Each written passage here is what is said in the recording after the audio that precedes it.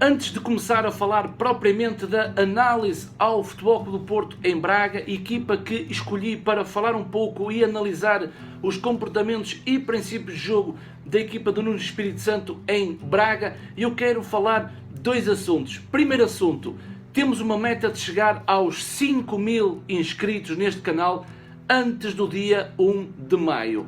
Porquê? Porque dia 1 de maio é uma data especial para o canal Joga Simples e o canal quer ter 5.000 inscritos, uma marca notória no seu primeiro ano em atividade. Por isso, subscrevam o canal, apoiem o Joga Simples e vamos atingir essa meta todos juntos dos 5.000 inscritos até dia 1 de maio. O segundo assunto é que hoje vamos ter live, vamos ter um direto aqui no canal Joga Simples no YouTube, às 23 horas locais, hora portuguesa, 11 da noite, vamos ter uma live especial e às 23 horas no Brasil, são 7 da tarde, 19 horas no Brasil, mais propriamente em Minas Gerais. A live vai se tratar do rescaldo da 29ª jornada da Liga NOS, ou seja, o principal palco desta Liga em Portugal, e falarmos sobre o futebol nacional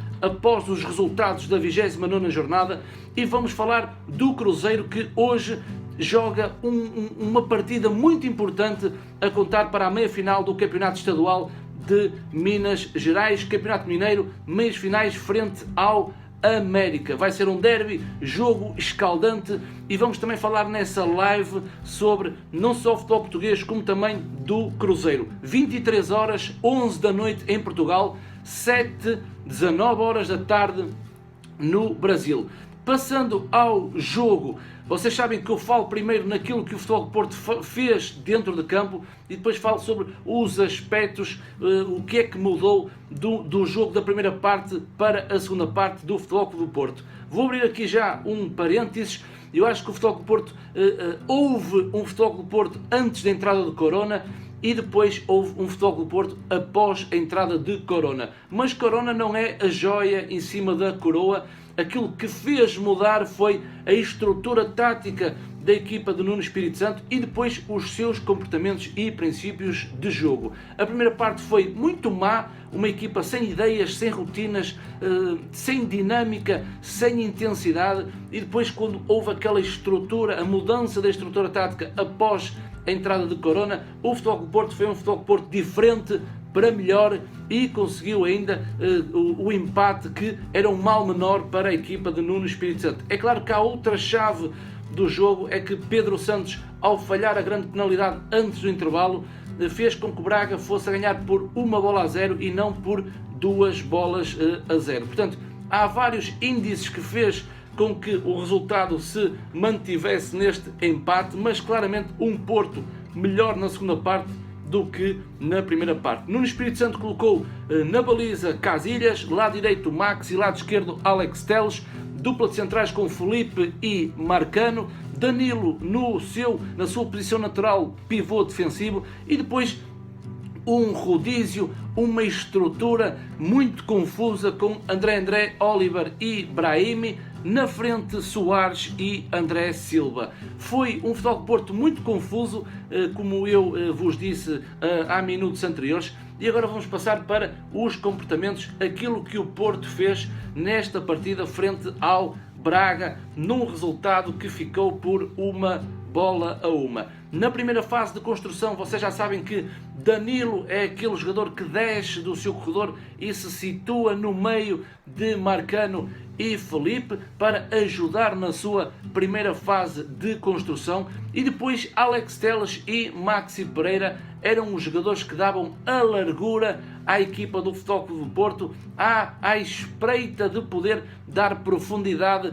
aos seus corredores. Reparem que o Braga defendia em 4-4-2 e depois começava logo aqui alguma confusão. Porquê? Porque o Futebol Clube do Porto não tinha uma referência, um jogador que depois descesse e pegasse no jogo. Brahimi, André, muito escondidos do jogo, e depois Oliver com grande falta de intensidade e falta de movimentação para quebrar as linhas do Sporting Clube Braga e tentar receber bola para o Porto conseguir construir. O Porto, quando passava para a segunda fase de construção, ainda mais ficava confuso. Porquê? Porque Brahimi insistia em demasiado em procurar o seu jogo mais interior, e do outro lado André também nunca dava largura à equipa do Futebol Clube do Porto, insistindo também no corredor mais interior. Era do lado esquerdo Alex Telles que dava a largura ao jogo do Futebol Clube do Porto, e depois reparem que Brahimi está muito dentro, Oliver também muito dentro, e André, que é o jogador do corredor contrário, vai também fechar e colocar muito jogador do Futebol Clube do Porto no corredor central. E isso era fácil, porquê? Porque o Braga defendia em duas linhas de 4 e era só reduzir o espaço para que os jogadores do Futebol Clube do Porto não conseguissem ter bola. E então o Porto tornava-se muito confuso. Porquê? Porque se Brahimi não desse a largura, o que é que acontecia? O lateral direito da equipa do Braga sentia-se completamente confortável. Do outro lado igual, quando o Porto não dava largura no lado esquerdo, o lateral esquerdo do Braga, de Javan, também se sentia muito confortável. E o Porto depois afunilava muito o jogo no seu corredor mais interior. Do outro lado tínhamos, era Maxi Pereira, que dava a largura ao corredor ao jogo do Futebol Clube do Porto no corredor mais à direita, e depois Maxi, quando recebia a bola, faltava sempre referências, e então era André Silva que tentava procurar espaços mais à direita, e mais uma vez Oliver muito escondido no jogo, na tentativa de trabalhar entre linhas, mas o Braga conseguia sempre reduzir o espaço entre linhas. Mais recuado, André também muito atrasado no lance e na basculação da sua equipa, e claro está, Danilo fazia depois as suas coberturas mais defensivas. E depois o Porto tinha grande dificuldade nos seus corredores laterais, mesmo à esquerda e à direita, aquele desgaste tipo ioiô de Maxi Pereira e de Alex Telles não só fazia desgastar a equipa do Futebol do Porto em termos de corredores laterais, como na transição defensiva depois criava grandes desequilíbrios, porque o Braga conseguia colocar a bola nas costas dos seus laterais. Para vocês verem mais um exemplo em que estava tapado os corredores do Futebol do Porto, porque Maxi Pereira, quando recebia a bola, neste exemplo, nesta imagem, reparem que quando o Maxi recebe a bola não tem referências no seu lado direito, no setor mais ofensivo, e reparem na estruturação do Futebol Clube do Porto, em que Brahimi está numa zona central, em que está numa situação de 3 para 1, naquela zona não tinha a menor hipótese da bola entrar. Depois reparem que Oliver faz a basculação, vem um pouco para o corredor mais à direita e tem mais uma referência do Sporting Clube Braga nessa zona, e quando o Maxi recebe a bola vai ter a pressão de 2 jogadores da equipa do Sporting Clube de Braga, em que o Futebol do Porto inevitavelmente tinha que fazer recuar o seu jogo, porque reparem que André é muito recuado em relação à linha da bola, Danilo bem posicionado nas suas coberturas, e depois Filipe está no corredor mais à direita, porque se Danilo fica mais ao meio, depois Filipe descai um pouco mais para a direita. E aqui grande dificuldade quando o Maxi Pereira recebia a bola, porque o Braga na pressão, naquele 4-4-2 defensivo, conseguia sempre roubar a bola ao Futebol do Porto ou induzir no erro, em que depois o Porto perdia sempre a bola. Imaginem se Maxi sentia-se desconfortável, como é que Alex Telles do outro lado se sentia no processo mais ofensivo. Quando Alex Telles recebia a bola, reparem que um Porto muito lento na sua dinâmica. Nesta imagem, Telles tem a bola, vai receber a bola de Marcano, e reparem onde está Brahimi, onde está André Silva, onde está Soares, onde está Oliver e onde está André. É um rodízio no corredor central que não traz grande dinâmica à equipa do Futebol do Porto. Alex Telles, ao receber a bola, na minha opinião, Brahimi tinha que já estar completamente aberto, André Silva tinha que estar mais no processo ofensivo e depois era Oliver que tinha que dar mais uma linha de passe a Alex Telles. Não só Oliver, como também Brahimi deveria estar naquele setor mais ofensivo, dando largura à equipa do Futebol Clube do Porto. Portanto, imaginem a grande dificuldade que o Porto teve em dar largura ao seu jogo, e o que acontece quando o Porto dava largura na segunda parte, obrigava que a defesa do Braga também abrisse um pouco, soltando mais espaços para o Porto explorar. E o que é que acontecia quando o Brahimi não dava largura? André também não conseguia dar largura, havia só uma situação, que era os dois avançados darem a largura à equipa do Futebol Clube do Porto. E antes de Corona, já no início da segunda parte, reparei que os pontas André Silva e Soares faziam as diagonais de dentro para fora. Neste exemplo, e esta imagem é antes da entrada de Corona, Maxi Pereira, quando tem a bola, reparem que é Soares que depois vai dar a largura à equipa do Porto, e alguma correção no meio campo em que Danilo sobe um pouco mais a sua linha e depois é André que vai procurar o jogo entre linhas. Quando o Maxi tem bola, aqui já tem duas situações de passe, ou seja, a largura de Soares e depois o envolvimento de André. O Porto estava nesta situação, já estava melhor, parecia mais organizado com bola em relação à primeira parte, mas depois a chave do jogo é a entrada de Corona, que vai depois obrigar o Porto a ter maior largura na frente de ataque. Brahimi está na esquerda já completamente aberto, Corona na direita também já completamente aberto, e os dois pontas de lança, André Silva e Soares, mais fixos na frente de ataque, que é aí que eles têm que jogar.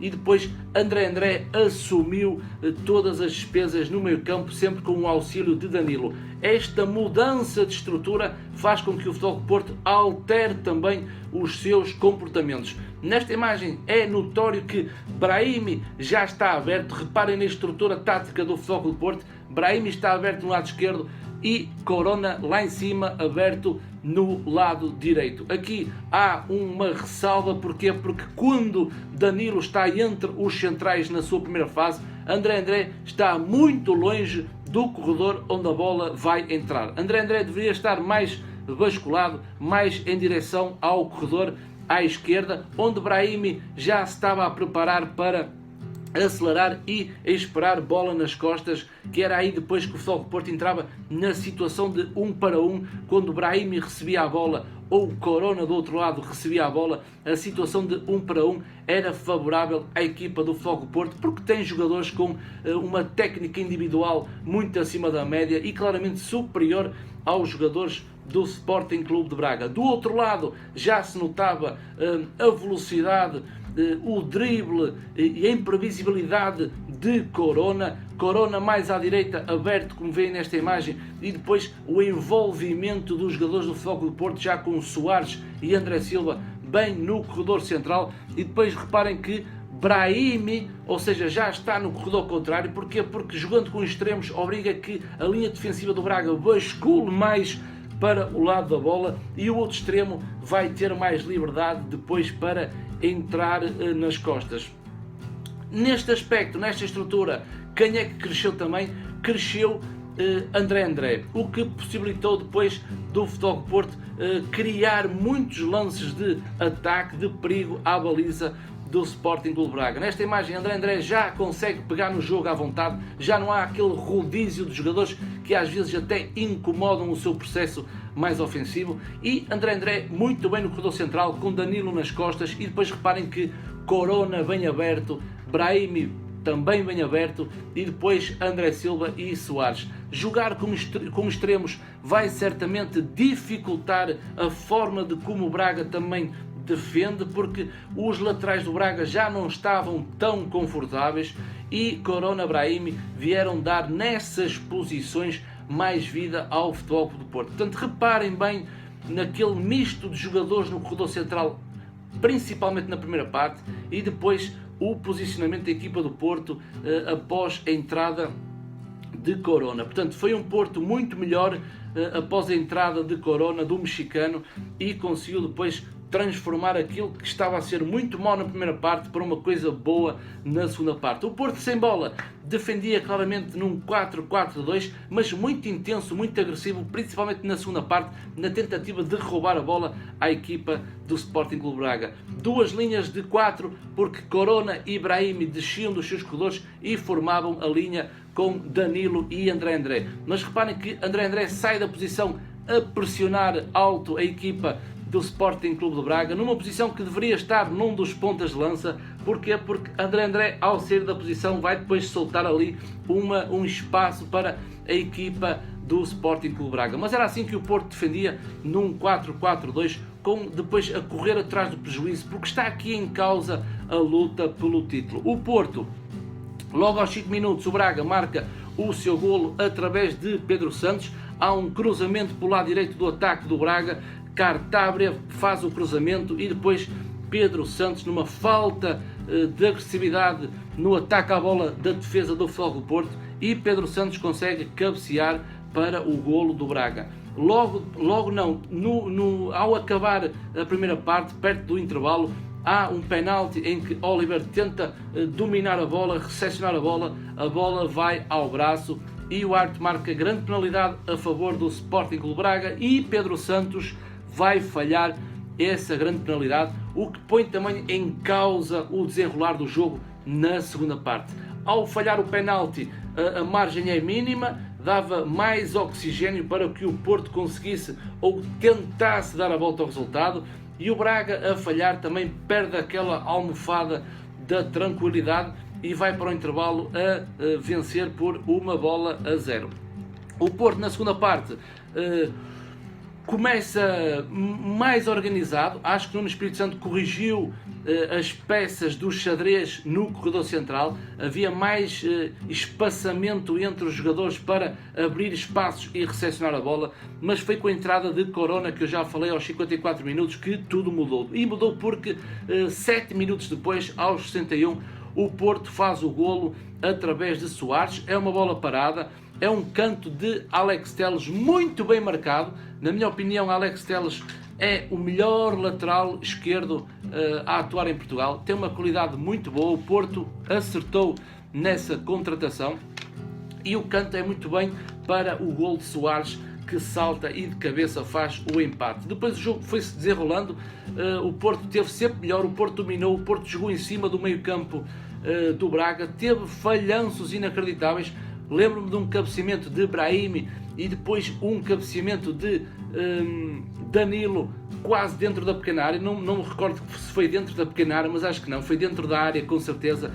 E o Porto vai falhando na finalização, o jogo foi avançando e depois, aos 82 minutos, tarde, na minha opinião, tarde, o Porto faz alterações e mal efetuadas também, na minha opinião. Brahimi estava a ser o jogador mais importante da equipa do Futebol Clube do Porto, era o jogador que criava mais perigo, e eu pensei que Brahimi tivesse saído devido ao seu temperamento e estava a ser um jogador que estava a incomodar também o árbitro com aquele temperamento mau de Brahimi. Eu pensei que Nuno Espírito Santo tirasse Brahimi por causa disso, mas não. Nuno Espírito Santo diz que era para refrescar a equipa. Acho que Otávio não trouxe nada ao Futebol Clube do Porto em detrimento de Brahimi, e depois Herrera para o lugar de André. Aí foi refrescar mais o meio campo, porque Herrera depois tomou as rédeas do corredor central com Danilo mais recuado, mas substituições tardias e, na minha opinião, mal efetuadas, ainda por cima com Diogo Jota, que teve a aquecer a segunda parte praticamente toda e não entrou. Análise ao Futebol Clube do Porto, mais comprida um pouco neste vídeo. Porquê? Porque o Porto teve grandes mudanças estruturais, comportamentos e princípios de jogo antes de Corona, depois de Corona, trouxe mais imagens. E fica aqui o meu registro à equipa do Porto, que cede pontos em relação ao Benfica. De 1 passou para 3 pontos, ou seja, já não espera que o Benfica empata. O Porto tem que esperar que o Benfica perca, mas também tem que ganhar os seus jogos. Da minha parte, Espero que vocês tenham gostado desta minha análise. Não se esqueçam da live hoje à noite, 23 horas em Portugal, 7 da tarde, 19 da tarde no Brasil. E maltinha, vamos subscrever o canal, preciso de 5.000 inscritos até dia 1 de maio. Da minha parte, o meu muito obrigado por terem assistido a este vídeo mais longo, mas acho que vale a pena quando falamos de futebol. Da minha parte, o meu muito obrigado.